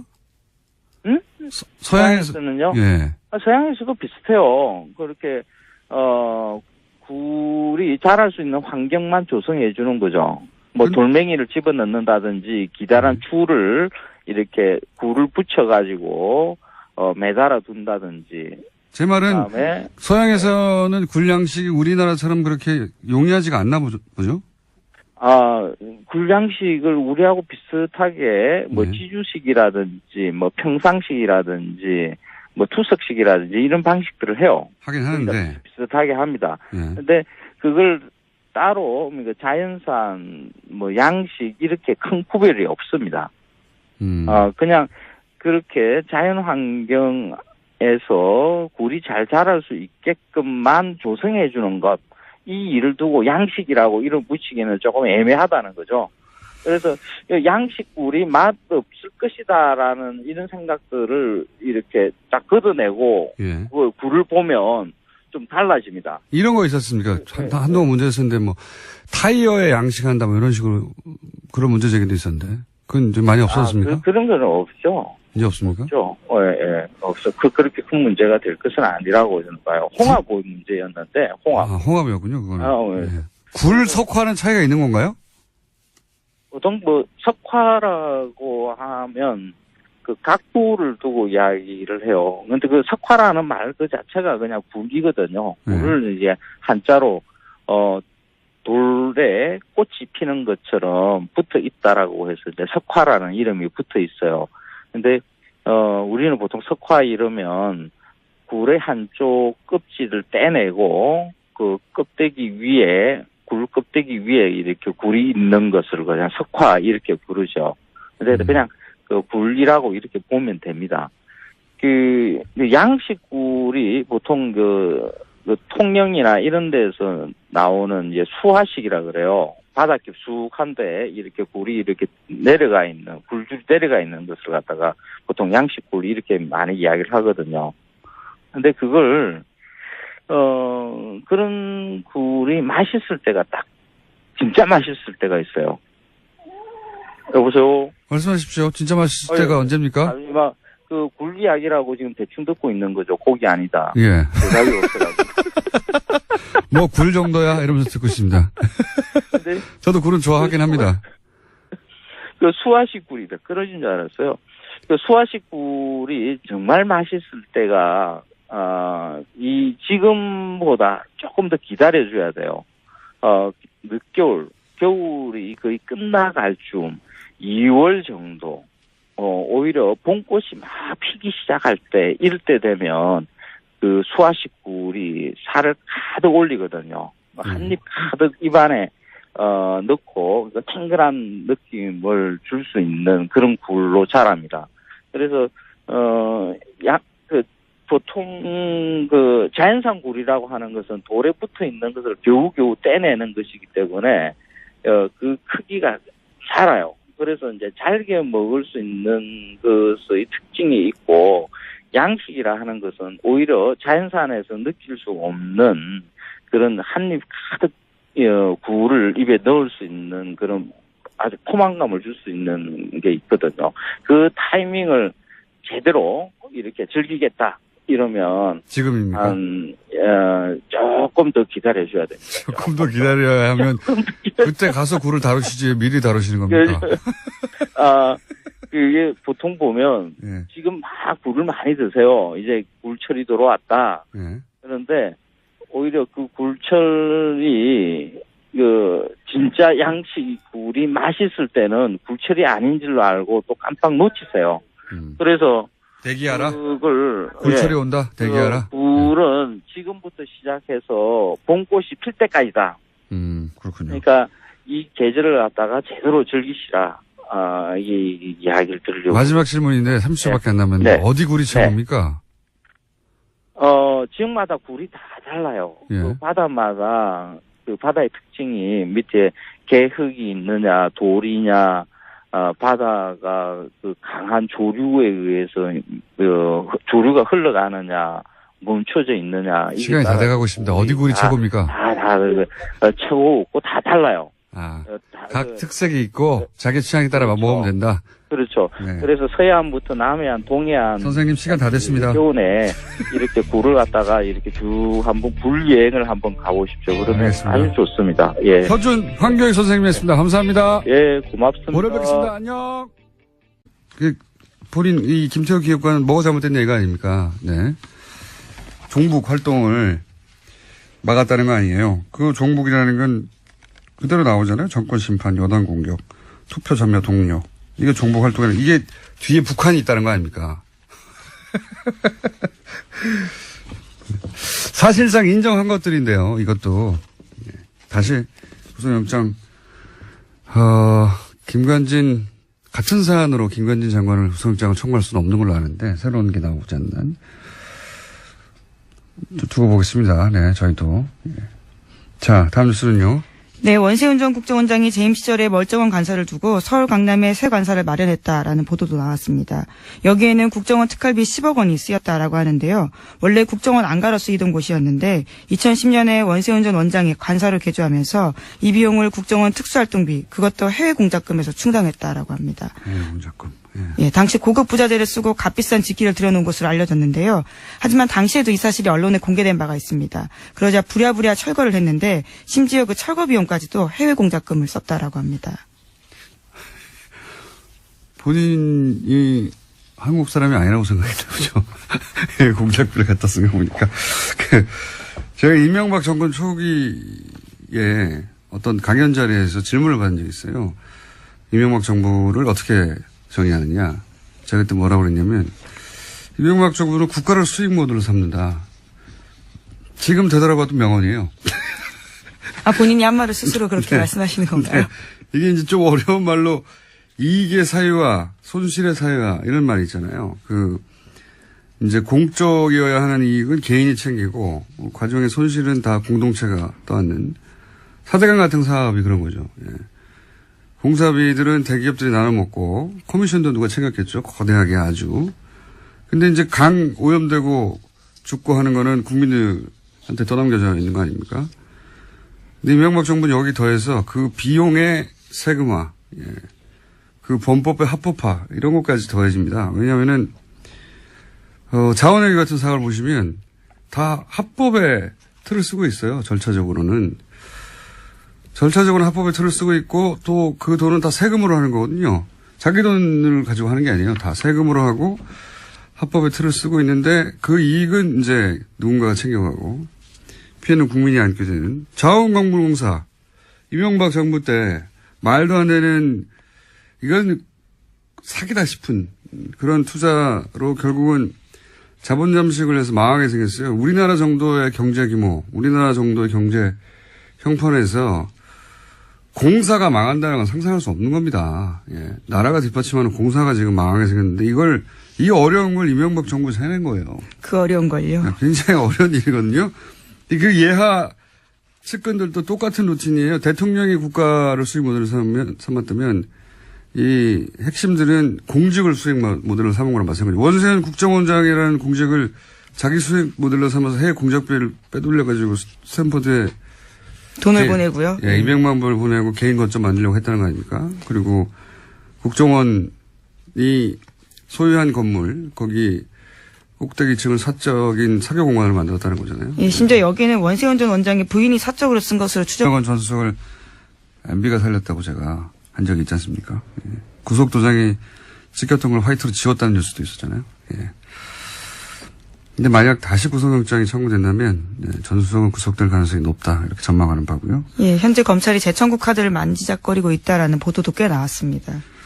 자, 요 사안 관련해서는 아직도 이제 기다리고 있는 구속영장, 예, 실질 심사가 또 있어서 월요일쯤에 종합적으로 저희가 영장 해설 판사하고 함께 다뤄보도록 하겠습니다. 자, 다음 뉴스는요?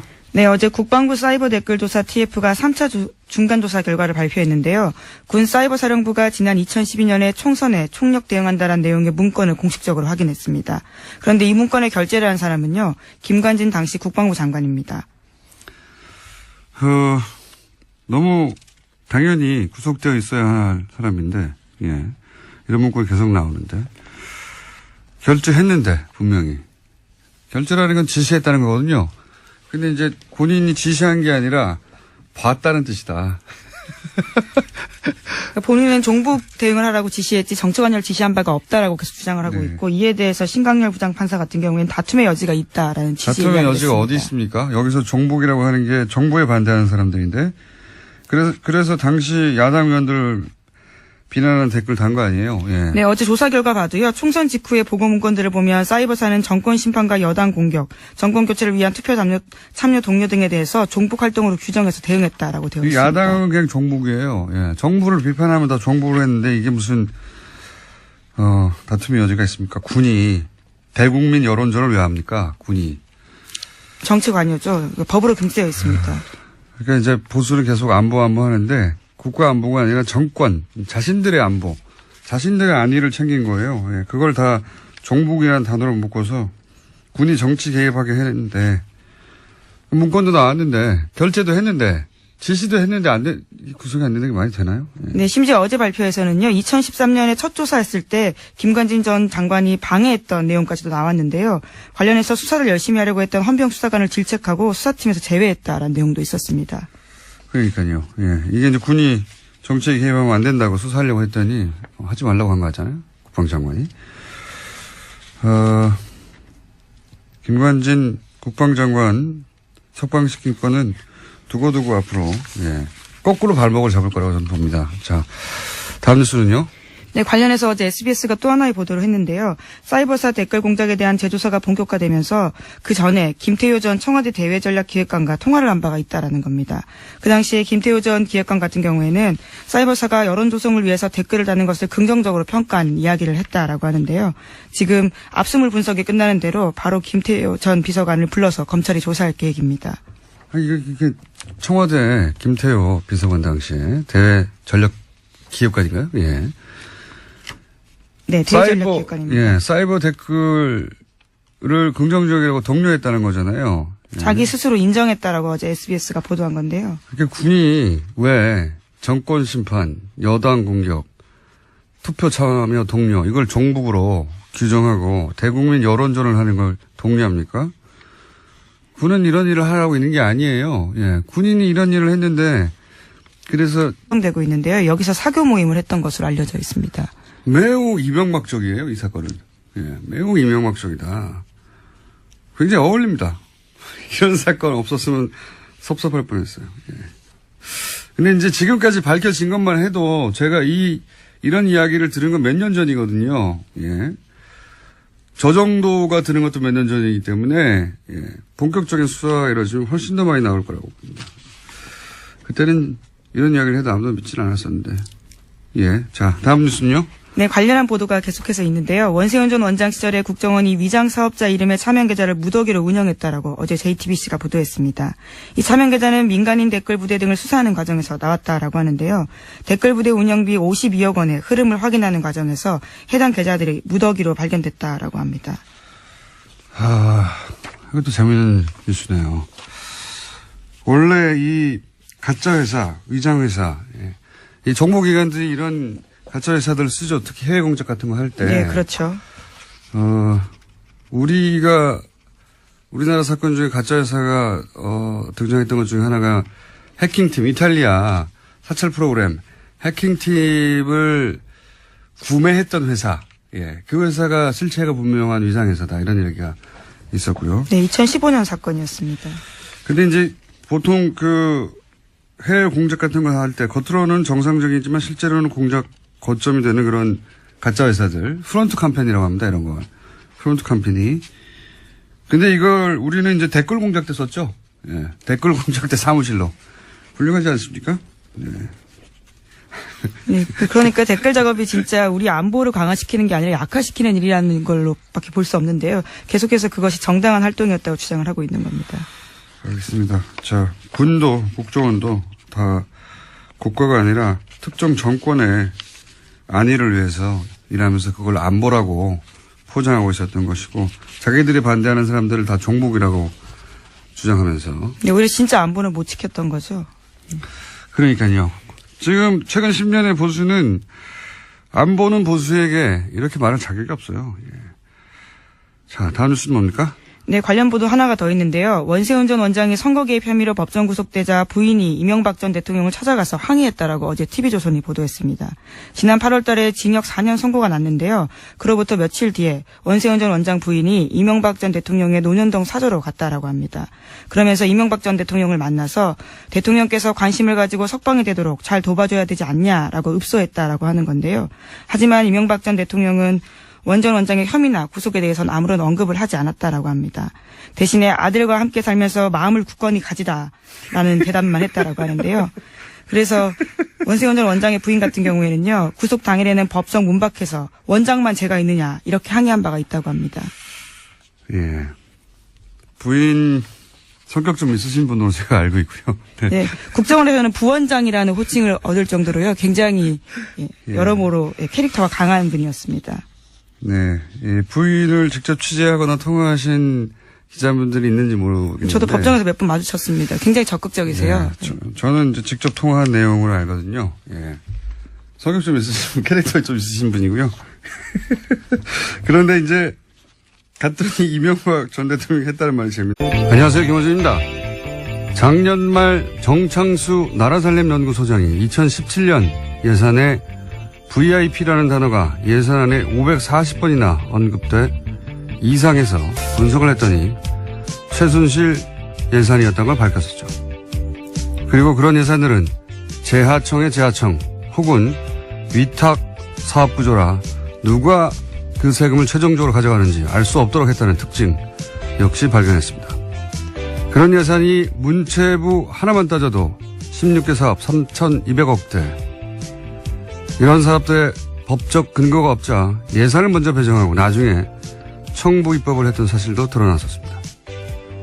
그 모든 게 VIP, 대통령 관심사라는 이유 하나만으로 이루어졌습니다. 자유한국당이 여당 시절에. 현재 국회에서 심의되는 2018년 예산 중 야당에 의해 보류 안건으로 지목된 사업들의 70%가 문재인 정부의 국정과제들입니다. 교문이 보류 예산 중 80%가 대통령과제. 행안위는 8개 보류안 중에 8개 모두 소위 문재인표 예산. 현재 국회 보류안건 소위에서 합의가 안 된 사안 전체가 국정과제 예산들입니다.